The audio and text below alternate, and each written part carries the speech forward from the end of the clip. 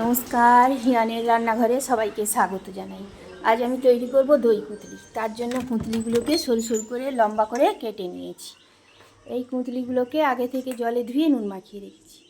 আর এই উপকরণগুলো টমেটো, ধনেপাতা, আদা কুচানো, ক্যাপসিকাম আর কাঁচা লঙ্কা। এই মশলাগুলোকে নিয়ে আমি মিক্সিতে পেস্ট করে নেব। আর এদিকে আমি কড়াইতে একটু তেল বসিয়েছি। এই তেলটা গরম হলে দেখুন, একটু কুঁতলিটা ভাজার জন্য একটু তেল দিয়েছি, বেশি পরিমাণ দিয়ে তেলটা নাড়িয়ে ভালো করে একটু গরম হবে। তেলটা গরম হওয়া পর্যন্ত এবার আমি মশলাগুলোকে ততক্ষণ আমি মিক্সিতে দিয়ে দেবো। মিক্সিতে দিয়ে মশলাগুলো একটা সুন্দর পেস্ট তৈরি করব।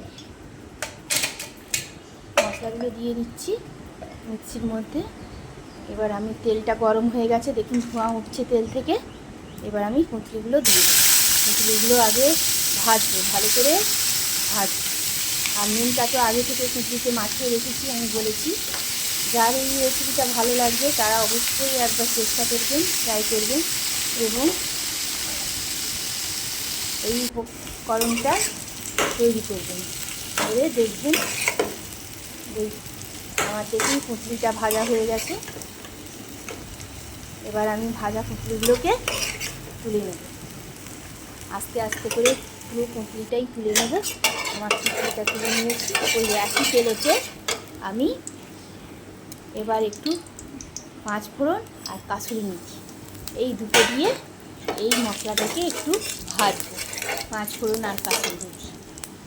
এবার পাঁচফোড়ন কাসুরি মেথিটা ভাজা হয়ে এলে আমি আগে মশলার যে পেস্টটা তৈরি করে রেখেছি সেই পেস্টটা একটু নুন দিয়ে রেখেছি, কারণ এতে একটু আদা আছে, যার জন্য যাতে না তেলে পড়ার সাথে সাথে ঠিকরাই মশলাটা, তার জন্য একটু নুন দিয়ে রেখেছি। এবার আমি মশলাটা কী করবো, এতে দিয়ে দেবো। দিয়ে মশলাটাকে একটু ভাজবো। ভাজা যতক্ষণ না হয়, এটা আমি যতক্ষণ না তেল বেরোয় এটা ততক্ষণ ভাজবো। এবার এখানে কিছু গুঁড়ো মশলা দেবো, স্বাদ মতন চিনি, জিরে গুঁড়ো, ধনে গুঁড়ো একসাথে, হিং, হলুদ আর গরম মশলা। এই চারটে উপকরণ আমি একসাথে দিয়ে দেবো। দিয়ে এই মশলার সাথে আবার ভাজবো। আবার ভাজতে থাকবো যতক্ষণ না মশলা থেকে, দেখুন মশলা থেকে তেল বেরিয়েছে, তেল ছেড়ে দিয়েছে মশলা থেকে। এবার আমি ভেজে রাখা কুঁদলিগুলো, একটু টক দই, এটা 1.5 থেকে 2 চামচের মতন টক দই আছে। এই টক দইটাকে আমি আগে থেকে ফাটিয়ে রেখেছিলাম। এই টক দইটা এই মশলার সাথে মাখিয়ে নেবো। এবার আমি কুঁদলিগুলো এর মধ্যে দিয়ে দেবো। দিয়ে কুঁদলিটা এই মশলার সাথে মাখিয়ে নেবো ভালো করে।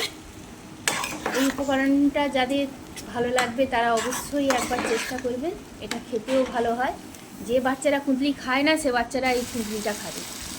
এবার দেখুন আমার কুঁদলিটা পুরোপুরি হয়ে এসছে, কুঁদলি থেকে তেল ছেড়ে গেছে, মশলা থেকে পুরো রেডি হয়ে গেছে আমার কুঁদলি। ভালো লাগলে অবশ্যই লাইক করবেন, শেয়ার করবেন এবং সাবস্ক্রাইব করবেন। দেখুন আমার কুঁদলি তৈরি, পরিবেশনের জন্য তৈরি আমার কুঁদলি। অবশ্যই লাইক